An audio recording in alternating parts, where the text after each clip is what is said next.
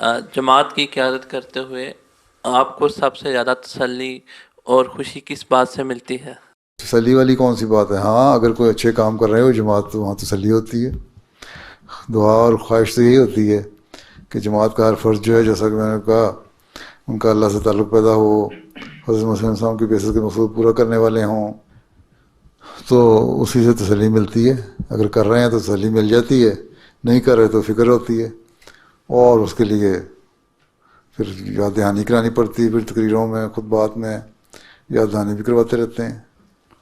تو آپ کہہ جائیں کہ آپ کی کسی کام سے بڑا خوش ہو گیا تو واہ ہو گئی، ابھی تو ہم نے کون سا اتنا حاصل کیا. جب ہم 1/4 کو بھی دنیا کو فتح کر لیں گے تب ہم کہہ سکتے ہیں کچھ کیا ہم نے. ابھی تو ہمارے اپنی نیبرہڈ میں ہمیں پتہ نہیں ہوتا کون کیا ہے، احمدی کو کون ہے، کسی کو نہیں پتہ، ہماری ان سے واقفیت نہیں ہے.